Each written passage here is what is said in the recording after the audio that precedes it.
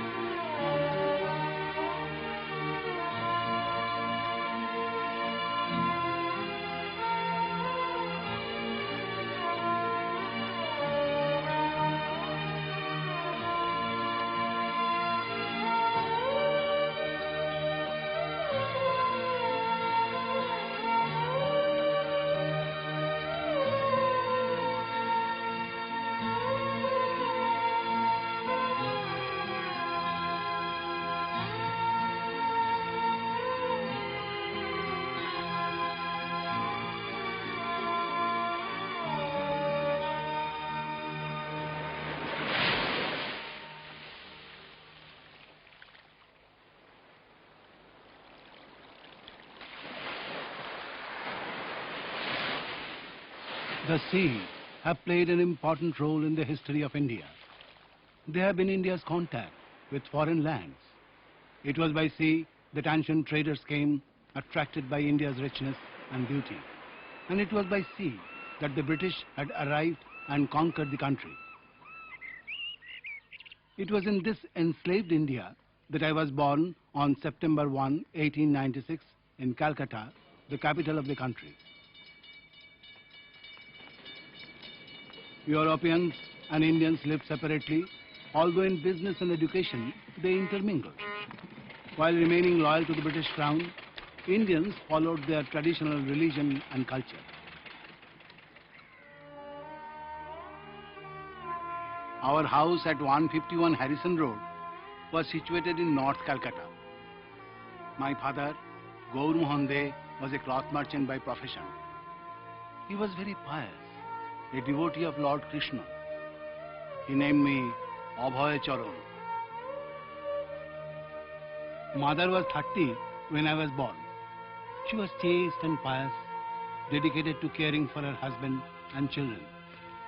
I saw my parents live together peacefully. No marital conflict or dissatisfaction ever threatened home.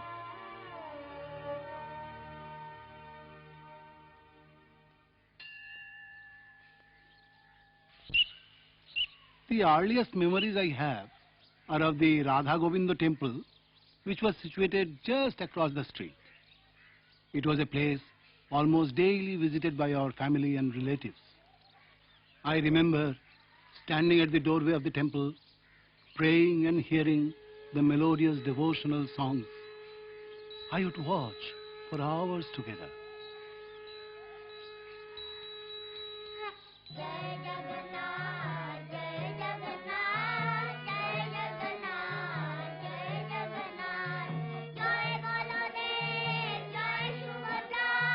I was very fascinated by the famous festival of chariots of Jagannath Puri, which attracted thousands of people from all over India. Father bought me a small 4-feet high cart, which I decorated and started celebrating my very own festival with my friends. Like the celebrations in Puri, my festival too ran for 8 consecutive days. Family members and neighbors also joined in the procession. Although everything I did was imitation, My devotion was genuine, and each successive year brought a new festival which I observed with the same enthusiasm.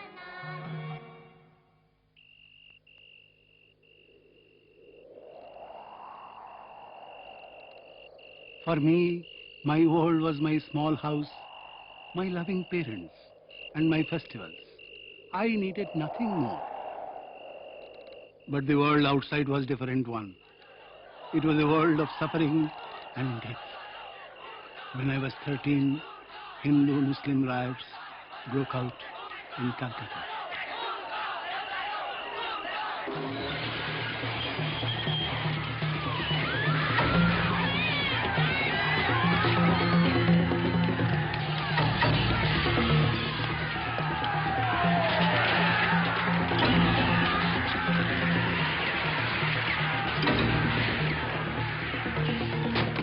The harsh reality of life continued to confront me. Mother suddenly died.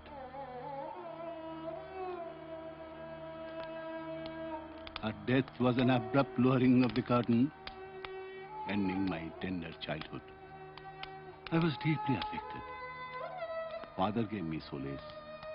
The soul is eternal and everything happens by the will of God. Have faith and just depend upon Him. I understood. But life for me had changed. I was now forced to grow up. Childhood had ended.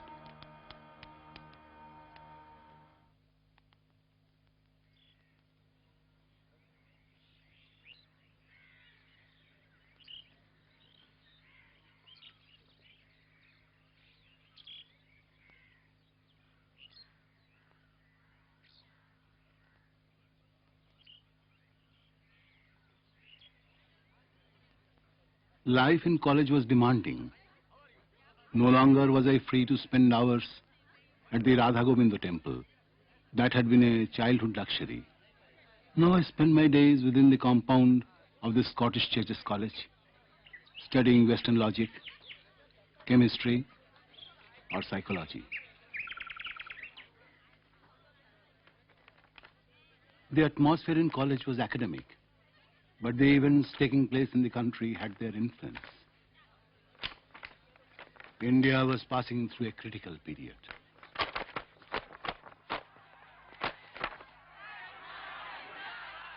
The movement for independence was gathering momentum.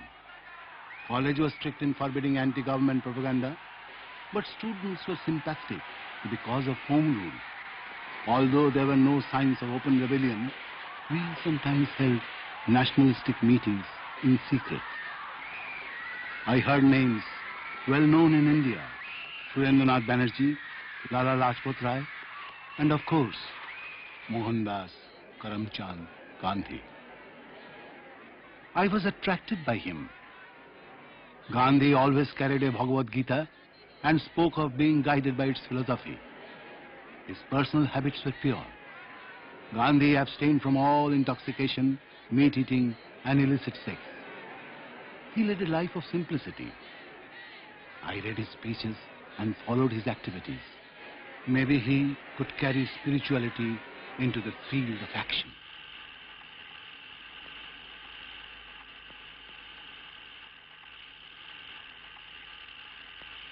Gandhi called for complete non-cooperation, boycott of everything British, commodities, courts, military honors, schools and colleges. I responded to his call by rejecting my college degree. I put aside my mill-manufactured clothes and took to wearing hand-spun khadi. This was not a clothing fad. It was a political statement. It meant I was Gandhian.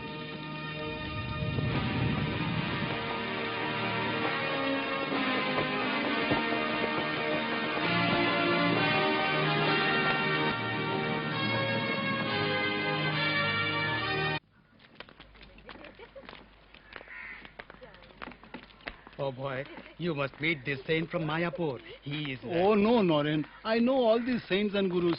They are just beggars fooling people to collect donations. No, I'm not going. You must come. This particular guru seems to be a very learned scholar. You know, he's Bhakti Siddhanta Saraswati, the founder of Gaudiya Math. Remember? Oh, no, Naren. Please don't behave this way. Nare Baba, I'm not going. Just for a while, oh boy. We won't be long. Just to have a look.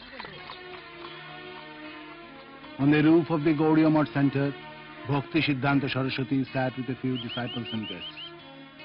Upon seeing me and my friend, he immediately said, "You are young men. Why don't you spread the message of Bhagavad Gita throughout the whole world?" I was a little surprised. I protested. "Who will listen to your message? First, India must get freedom. How can we spread Indian culture if we are under British rule?" He replied, "God consciousness doesn't need a change in Indian politics. It is so important that it cannot wait. No man-made political system can actually help humanity. Only by turning towards God, following His instructions, can we achieve peace. This is the verdict of the scriptures." From that day on, my life changed. I was deeply impressed by that first meeting with Bhakti Siddhanta Saraswati. Being from a pious family, I could appreciate what he was preaching. Of course, he was preaching to everyone, but he found something in me, and I was convinced by his argument and the mode of presentation. For the first time in my life, I felt defeated. But I knew this was not a defeat. It was an immense gain. I felt that I had met a very nice, saintly person, and I accepted him as my spiritual master in my heart. But I was now a married man, and due to family obligations, I could not take up preaching immediately.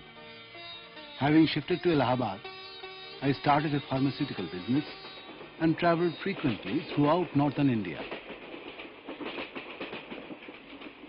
But soon I was in for a setback.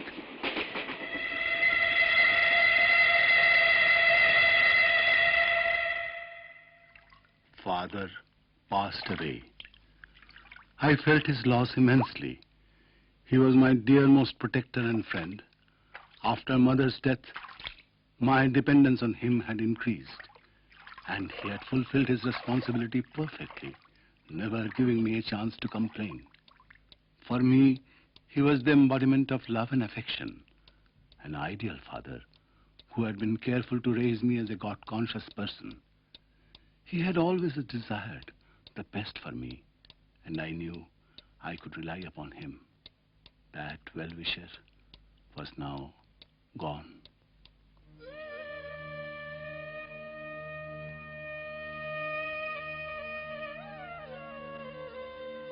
The Bhagavad Gita, for which I had held fascination since childhood, assumed greater relevance in my life. Considered to be the essence of Vedic knowledge, the Gita, with remarkable clarity, reveals to us the nature of the absolute truth. The truth, which is the cause of all causes, the supreme personality of Godhead. I was deeply impressed by the path of unconditional, selfless, pure devotion to God propagated by the Gita. Even though there exist different paths of attaining the truth, all processes culminate in devotion and depend on it for success. Other processes purify a person from material contamination, elevate him to the spiritual platform, but only devotion can reveal the truth in totality.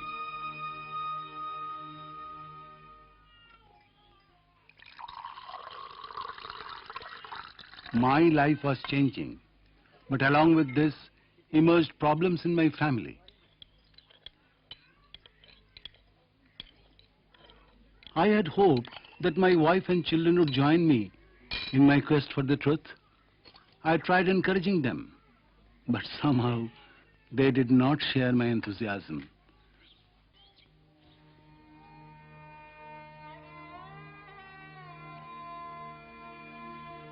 Probably it was the sense of insecurity that forced them to take a negative stance. I could understand them. I never felt offended nor did I blame them for it. I just hoped that they would realize the importance of what I was trying to do.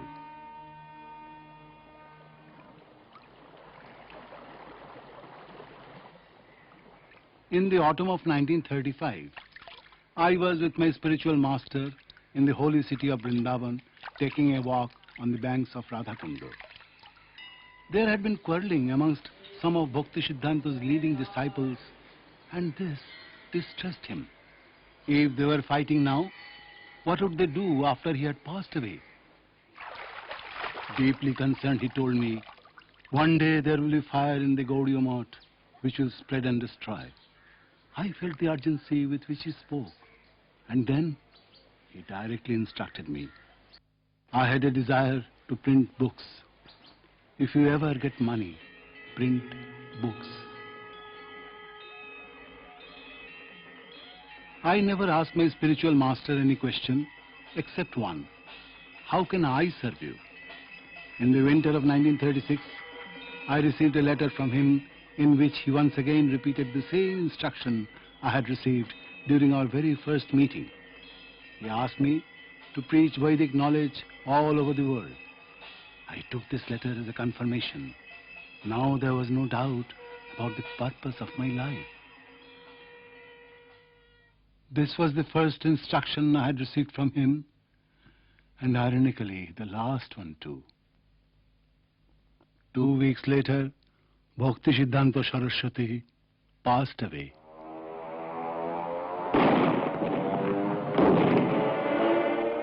In 1939, the Second World War had begun. Lord Linlithgow, the Viceroy of India, announced that India was at war with Germany. Indian soldiers were dispatched to battlefields in Egypt, Iraq and Burma. Calcutta was bombed day after day. As the fire of the World War raged throughout the planet, the fire in the Math predicted by Bhakti Siddhanta Saraswati also broke out. Two parties emerged to be successors to their guru. Quarreling and fist fighting broke out. They sued each other in court. The preaching of the Gaudiya Math stopped.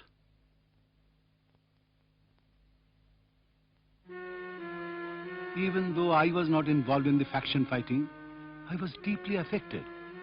I realized the importance of strictly following the instructions of the Guru as emphasized by the Gita. Any deviation or loss of faith could lead to failure. In the midst of these calamities, I felt more than ever the need to spread Krishna consciousness. I had something to say to the world. When a man forgets that he is the son of Godhead and identifies himself with the body, he is like a man who is ever concerned with the automobile's mechanism, yet with no knowledge of the driver. The world's political leaders are expressing their disgust at their people's suffering and scarcity. After 4 years of fighting, costing millions of lives, the Second World War is still scourging the earth. Although the end is in sight, leaders have expressed not so much happiness and hope as weariness and uncertainty. Even if this war ended, would there be yet another war? Had man not yet grasped the vital lesson of how to live in peace? Without spiritual knowledge, there cannot be a solution to war. India, guided by God, can lead the world back to sanity. Being impressed by my humble endeavors, my God brothers awarded me the title Bhakti Vedanta. I accepted it with a feeling of responsibility. I knew I had to live up to it. One night, I had an unusual dream.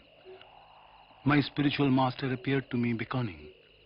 Oh boy, leave home, give up business, renounce the world, take sannyas. I woke up in an intensely emotional state. My spiritual master was giving me a specific instruction, but I could not give up my family immediately. Besides, my business was running successfully. I needed to earn money, not just for supporting my family, but also for preaching.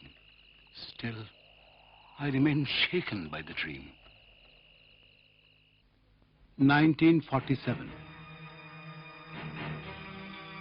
Like millions of others, I was also affected by the violent dawn of Indian independence. The freedom movement, which was started with the aim of uniting India, had ended in partition. Riots flared up throughout the country. One party was Hindu, the other Muslim. They fought and many died. And after death, no one could understand who was Hindu, who was Muslim.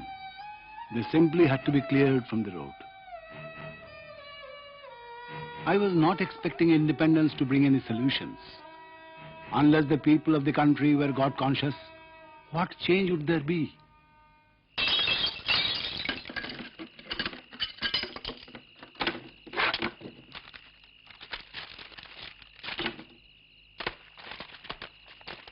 A few months later, my business suffered a major setback. My servants and employees stole almost everything. The loss was immense, and the business could not be revived. This certainly was a serious blow, but somehow I saw the present circumstances through the eyes of the scripture. I remembered a verse from the Srimad Bhagavatam, where Lord Krishna says, "When I feel specially merciful towards someone, I gradually take away all his possessions." I was never disinclined to pursue my business, but it seemed God was forcing me. You must give it up. And I realized that He was gradually freeing me for actively pursuing my mission. I left for Jhansi. This time not for business, but for preaching.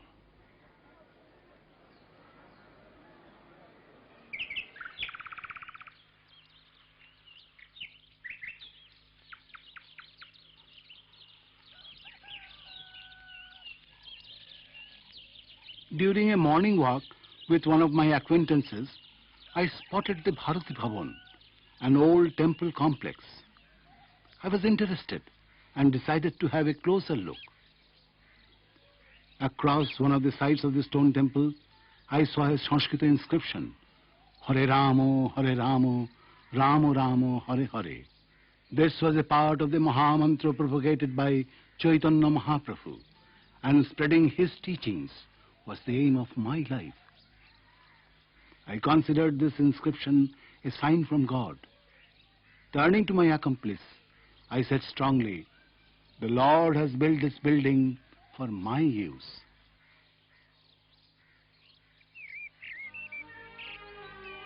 The Bharati Bhavan was built in 1939 as a memorial to a wealthy landowner, but was not in use for a few years. And I was told that if the custodian, Mr. Bhoyal, agreed to give the building in charity, I could use it for my preaching. Extremely enthusiastic, I began thinking, in this room we will have discourses and lectures. This will be the temple room. Guests here, printing press there. Somehow I convinced Mr. Bhoyal. And here in Bharati Bhavan, I started the League of Devotees.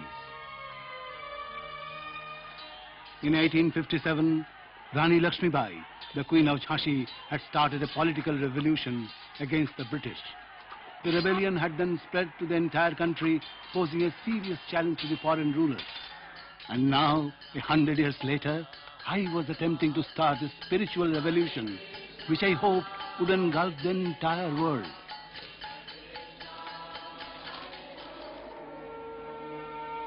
But soon, problems followed. Earlier, Mr. Bhoyal had offered the Bharati Bhavan in charity to the League of Devotees, but when I approached him for a deed of gift, he asked me to pay 5,000 rupees and buy it. All of a sudden, the generous gift had turned into a purchase offer. There was no way in which I could raise this money in Jhansi. So, I decided to go to Calcutta.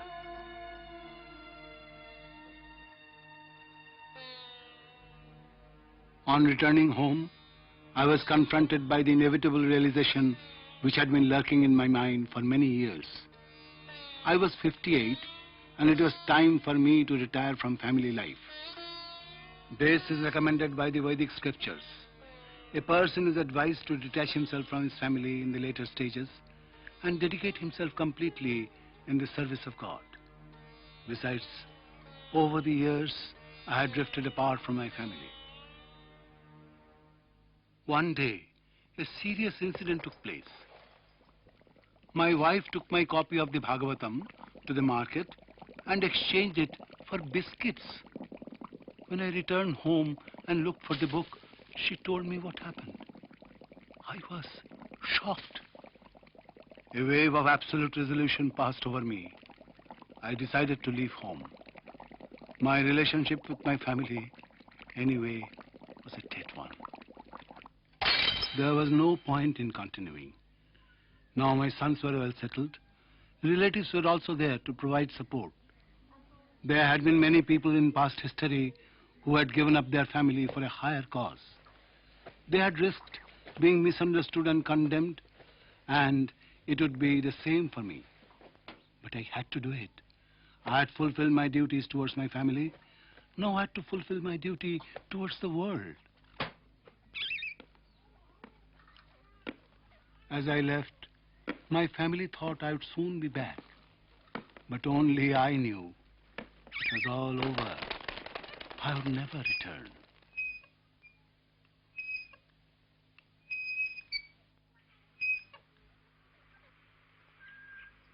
Upon my return to Jhansi, I met with competition for possession of the Bharati Bhavan. The wife of the governor decided to take over the building for organizing a women's society. I tried to resist, but I was driven out. Just like the rebellion of 1857 had failed, my attempt of establishing a spiritual movement had also ended unsuccessfully. For this cause, I had left my family, and now having been thrown out of there, I had nowhere to go.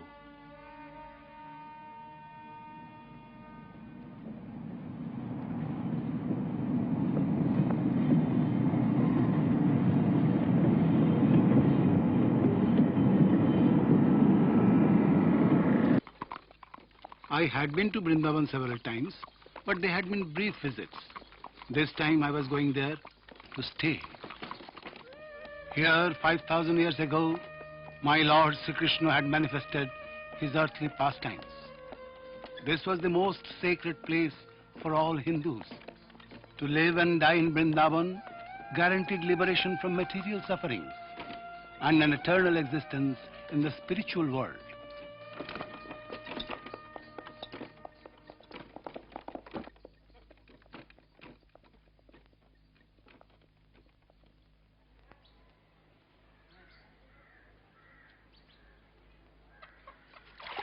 I was already 60 years old, but like others, I had not come to Vrindavan to retire.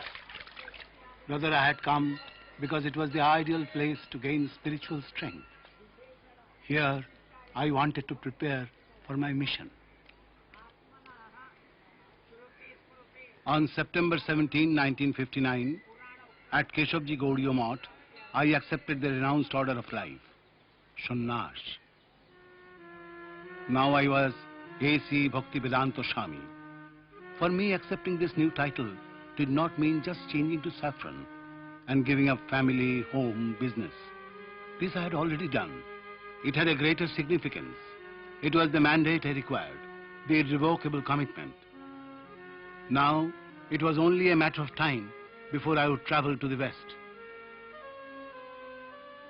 The knowledge contained in the Vedic scriptures had been protected by the Sanskrit language for centuries. But now, the secret had to be released to the world. If I had to succeed, I had to translate the scriptures into English. I began with the Srimad Bhagavatam. In Vrindavan, I stayed at the Radha Damodar temple. It was here that Lord Chaitanya's most intimate disciples, Rup and Jeev Goswami, had resided 400 years ago. I knew that they wanted me to go to the West, and somehow God had brought me here to receive their blessings. Writing was only half the battle. The other half was publishing. For this, I had to go to Delhi.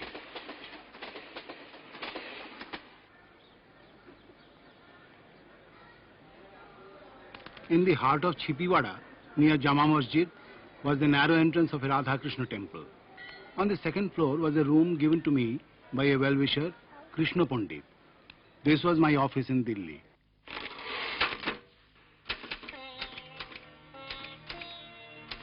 We know that our honest attempt in presenting this great scripture, conveying the transcendental message for reviving the God consciousness of people in general, is fraught with many difficulties. Our capacity of presenting the philosophy in adequate language will certainly fail, and there may be so many discrepancies in spite of our attempt to present it in the proper way. But we are sure that with all our faults in this connection, the seriousness of the subject matter will be taken into consideration, and the leaders of the society will still accept this on account of its being an honest attempt for glorifying the Almighty.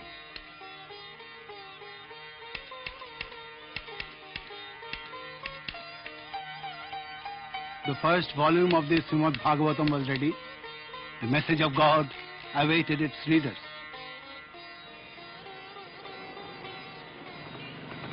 But India had changed. People were blindly imitating the West, giving up their own culture. It was such an irony. Though theoretically Indians praised their traditions, they accepted Western thoughts and way of life without hesitation in practice. In such a situation, distributing Srimad Bhagavatam was not easy.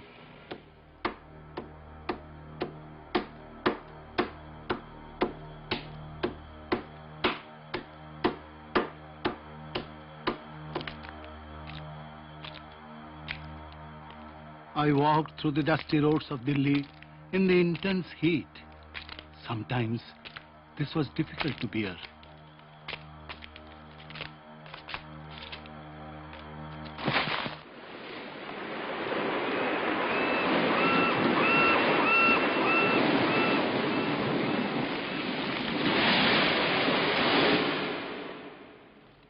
I often dreamt of going to New York.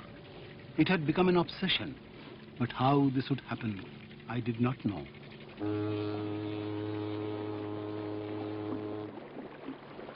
In July 1964, I was in Bombay.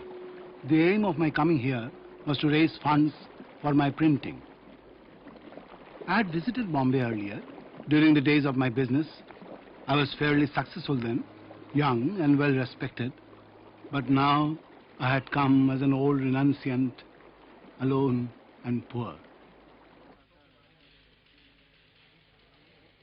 I attempted to arrange a meeting with Srimati Morarji, the chairman of the Scindia Steam Navigation Company, as I had heard that she helped saints and religious people. But her officers didn't allow me in. Frustrated, I waited for over 5 hours at the entrance and finally managed to catch her attention.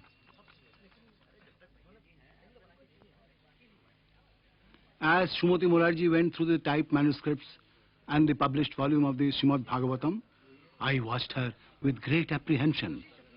Suddenly she said, "All right, I will give you the aid. Whatever you want, you can get it printed."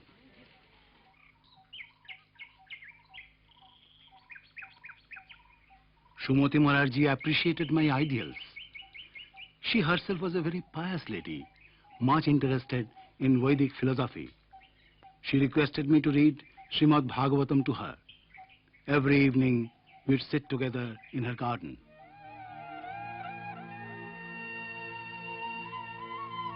I meditate upon Lord Krishna because he is the absolute truth, the primeval cause of all causes of the creation, sustenance, and destruction of the manifested universes.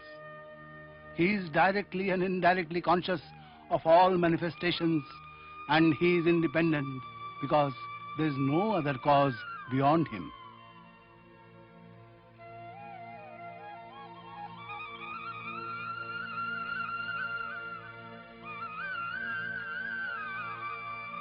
One day, I was in for a pleasant surprise. The Ministry of External Affairs informed me that my no objection certificate for going to the United States was ready. But I had not instigated any proceedings. Then how did this happen?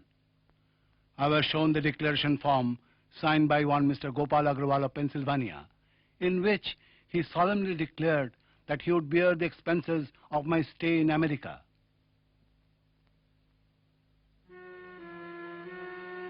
I then recollected. About 3 months ago, I had met a businessman and had mentioned to him in passing that I wanted to go to America to preach. The businessman had volunteered that he would ask his son Gopal to sponsor my visit. And now it had happened. I could not believe my eyes. No, Swamiji. I cannot give you a free ticket on my steamship. You are too old. And I doubt whether you will be able to accomplish anything. You must help me, Mrs. Morarji. Now I have a sponsor. It is a real chance to fulfill the mission of my life. You know what my secretaries think? They say you are going there to die. That is nonsense. You will see, Mrs. Morarji. I will be successful.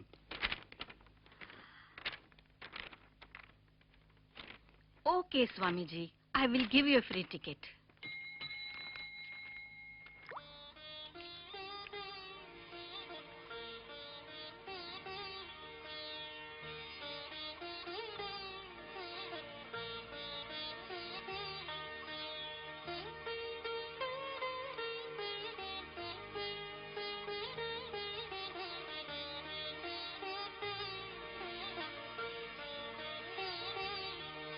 The day before my departure from Calcutta, I travelled to Mayapur to visit the Samadhi of Bhakti Siddhanta Saraswati.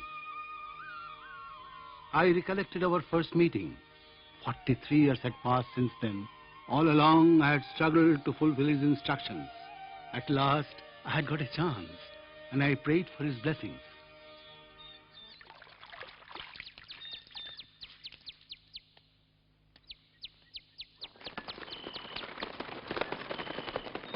The day had arrived. Besides me in the taxi sat Shishir Bhattacharya, a singer I had met a year ago. He was not my relative, not a disciple, not even a close friend. He was just an acquaintance who was willing to help. It was such an irony. In my native city, Calcutta, where I was born and brought up, where I lived for the greater part of my life, today I had no one even to see me off.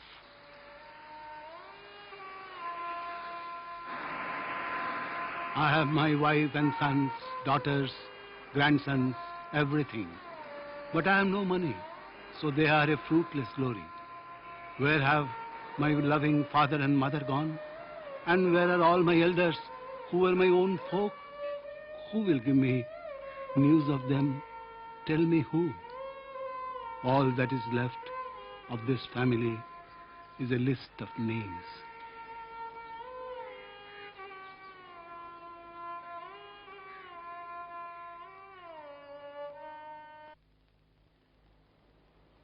Old and physically weak, I was leaving on an almost impossible mission. I realized that I was going to an unknown and probably an unwelcoming country.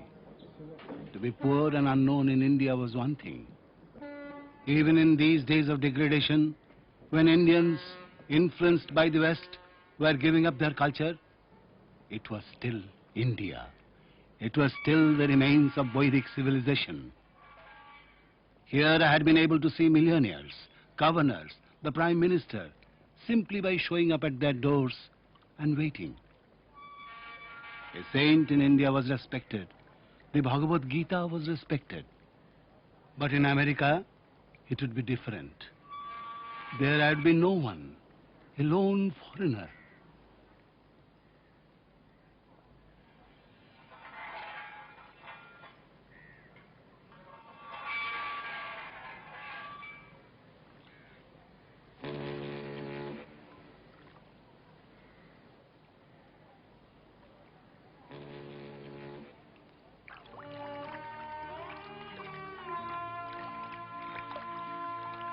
Standing on the deck, I watched as the ship slowly sailed away.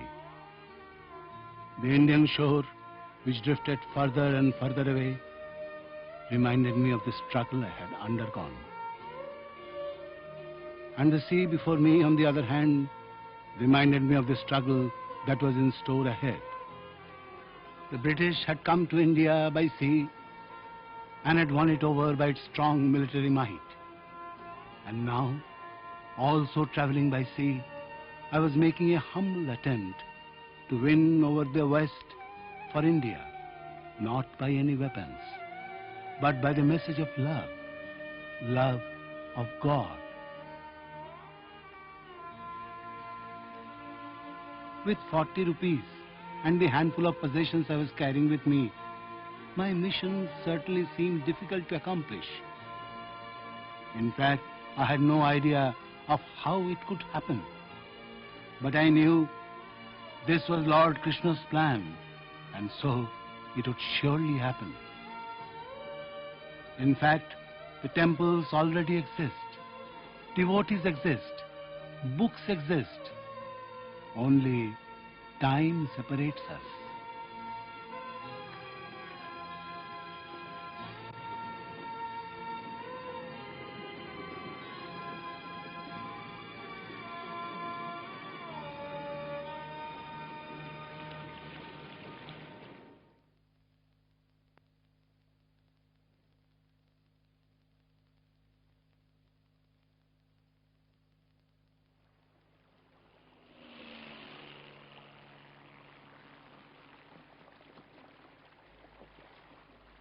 After a 37-day-long journey, during which he suffered 2 heart attacks, Prabhupada finally reached America. Having stayed briefly in Pennsylvania, he moved on to New York, where in July 1966, Prabhupada established the International Society for Krishna Consciousness. The rest is history.